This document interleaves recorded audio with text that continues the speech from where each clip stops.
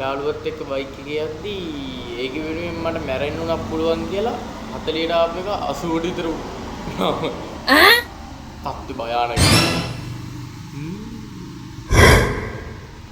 තරිඳු මෝඩ තරිඳු කියන්න බලන්න එතකොට කිස්ස කියන්නේ කවුද කියලා මන් දන්නේ නෑ සර්. පාඩම ගැන අවධානයෙන් ඉන්න ළමයෝ සර් දන්නවද නුවන් කියන්නේ කවුද කියලා? මන් දන්නේ නෑ නුවණෙක් නෑ ළමයෝ. දුවගෙන අවධානයෙන් ඉන්න සර්. අඩෝ ඇත්තටම විරහසක් බං. ඇත්තටම බැලුම් වලට මොකද උනේ? අදටත් අභිරහසක් ඒ දවස් වල ටින් ටින් ටින් ගාව මතකද? ඒක වෙන වාදල්ලයක් තිබුණා. දැන් නෑ නේද ඒක.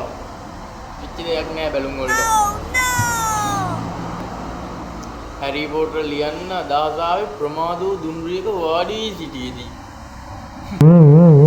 දැන් ලංකාවේ නම් පොත් ලියලා මේ පාවෙනවා. ඇයින පරක්කුයි.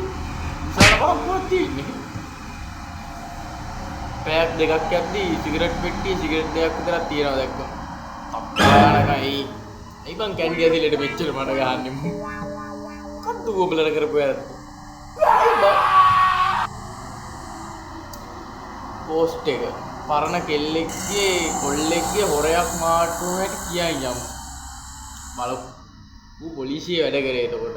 මගේ නම්බරේ OIC කියලා සේව් කරා. මං ඒව ඇයි කියලා.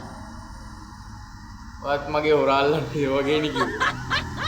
බැරි නම් අනික් කෙල්ලෝ හම්බෙන්න ගිහින් තියන්නේ ඒව. මම වීඩියෝ කෝල් ගන්නකොට ඒ කොල්ලන්ට කියන ඒ කෙල්ලන්ට කියනවලු සර් ගන්නේ මං කොහෙද ඉන්නේ බලන්න. Oh my god. පාරේ විල්ලා කොහෙලද ඉන්නේ ඈ.